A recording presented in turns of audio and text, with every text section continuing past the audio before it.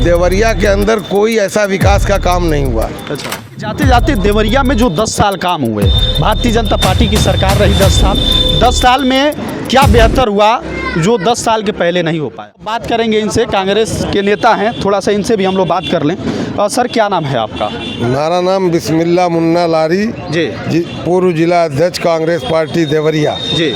मुन्ना लारी के नाम से आप काफ़ी देवरिया में चर्चित हैं, क्योंकि जब हम लोग यहाँ पे आए अबूबकर नगर में तो इनको तलाशने लगे कि भाई ये बड़ा बेबाक तरीके से अपने बातों को रखते हैं, हालांकि सरकार के जो है कि विपक्ष भी हैं ये। तो आप लोगों की जो है अब पूरे देश में चर्चा है यूनिफॉर्म सिविल कोड को लेकर, आप लोगों की राय क्या है? क्या लागू होना चाहिए कि नहीं? नहीं, कतई लागू नहीं होना चाहिए। मैं तो इसका विरोध कर रहा हूँ। हाँ, इसलिए कि सरकार की मंशा है कि एक जो भाईचारा इस देश के अंदर कायम है जी। इनकी हुकूमत में एक नफरत की सियासत हो गई। अच्छा जो मोहब्बत का पैगाम पहले चलता था जी। एक पड़ोसी जो रहता था बगल में ये नहीं जानता था कि हिंदू है कि मुसलमान है। पहले ये जानता था इंसान, और इंसानियत के नाते पड़ोसी होने के नाते उसका वो हमेशा मदद करता था। आज ऐसे सियासत ने दूरी कर दिया, एक दूसरे के पड़ोसी के पास से बात करने में भी लोग घबराते हैं। अच्छा, क्या कमी रह गई कि जो 60 सालों तक आपकी सरकार रही और 10 सालों से लगातार, अब मोदी जी कह रहे हैं कि इस बार भी हम लोग 400 पार सीट हमारा रहेगा, इस बार भी हमारी सरकार होगी और पीएम हम ही बनेंगे, तो आपको लगता है कि पीएम इस बार भी जो है कि प्राइम मिनिस्टर नरेंद्र मोदी ही रहेंगे? इसके बारे में तो मैं कंफर्म नहीं कर सकता हूं कि कौन होगा प्रधानमंत्री इस देश का। जनता जिसको चुनेगी वो इस मुल्क का प्रधानमंत्री होगा, ये तो तय है। लेकिन जहां तक देश के विकास और तरक्की की बात है तो ये नोट कर लीजिए, कांग्रेस ने जितना विकास किया 70 सालों में, आज वही विकास का देन है कि आज मोदी जी बेच रहे हैं। अच्छा, अडानी अंबानी को दे रहे हैं। हाँ। और इसका तमाम विरोध हुआ। हाँ। वो सारे चीज़ को प्राइवेट कर देंगे जी।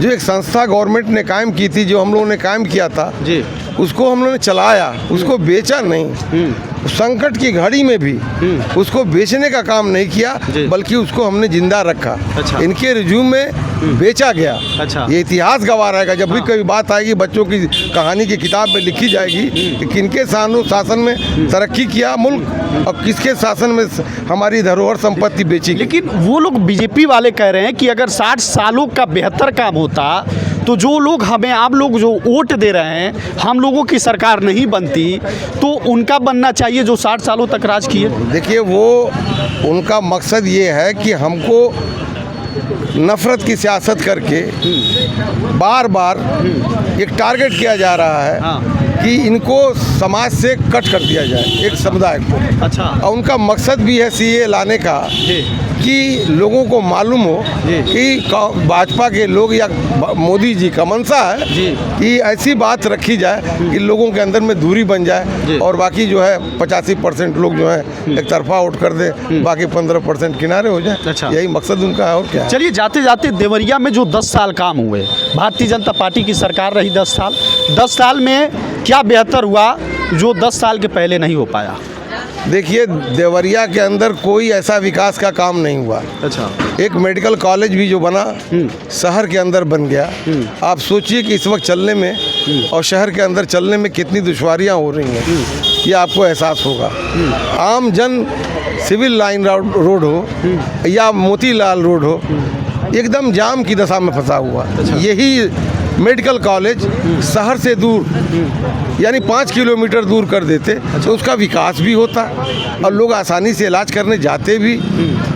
वही हाल बस स्टेशन का है, वही हाल वहाँ पर कचहरी है। ये सारी चीज़ें एक जगह होने की वजह से एक कंजेस्टेड का माहौल हो गया शहर का, और आवागमन के लोगों के लिए बड़ी दिक्कत हो रही है। बहुत दिक्कत हो रही है। ये सही है। चलिए सर, बहुत बहुत धन्यवाद। देखिए, आज टीवी समाचार देवरिया के अबूबकर नगर में था। लोकसभा चुनाव को लेकर हम लोग जगह जगह जा रहे हैं और रिपोर्टिंग कर रहे हैं, तमाम लोगों की राय जानने की कोशिश कर रहे हैं। लेकिन देखना ये है कि इस बार 2024 चुनाव में किसका पलड़ा भारी पड़ता है।